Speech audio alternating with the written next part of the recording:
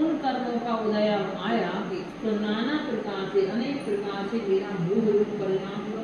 मुझे मूल ने सताया फिर, क्योंकि जब कर्म का उदय भी आता है मूल भी कर्म है, तो मूल कर्म के उदय में किसी लोग किसी को तो बहुत ही ज्यादा मूल होता है।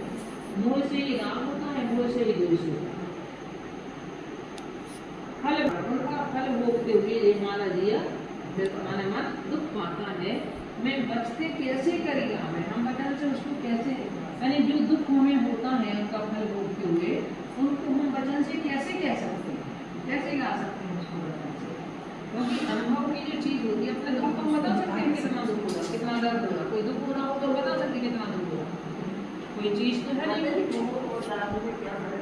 मोह के ही दो शब्द में जैसे कोई पुत्र होते संतान होते, मोह की संतान राम और देश है।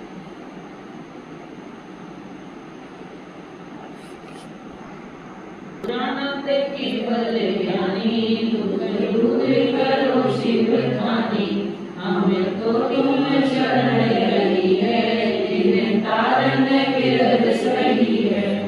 तुम जो कुछ दुख हमने भोगे हैं वो है केवल ज्ञानी। आप तो केवल ज्ञानी हो, तो आप चराचर की बात को जानने वाले हो, सारे लोक अलोक की बात को, प्रत्येक समय की बात को आप ज्ञाता हो, दृष्टा हो, तो आप सब जानते हो।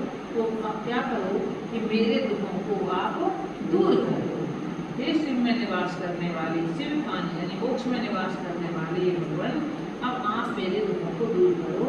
हमने तो तुम्हारी शरण ली है और तुम्हारा विरद माने यश, आपका यश लोक में है कि आप दूसरों के दुख दूर करते हो। आपका संसार में यश क्या है कि आप दूसरों के दुख दूर करते हो, दुख हरता हो, तो आप मेरा भी दुख करो। ये कारण विरद सही है, आपका विरद बिल्कुल सही है, आपका यश लोग करते हैं वो बिल्कुल सही है कि आप दूसरों के दुख को दूर करने वाले हो।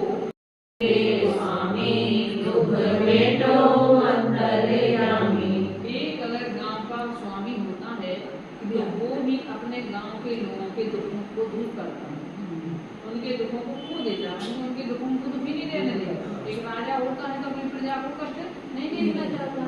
इसी तरह एक गांव का भी यदि कोई हमारे सरपंच है, गांव का नहीं है एक कोई गांव का, तो वो भी सोचता है कि हमारे गांव में लोग सुखी रहे, है ना, तो वो भी उनका दुख नहीं देख सकता और उनके दुख को दूर कर देता है।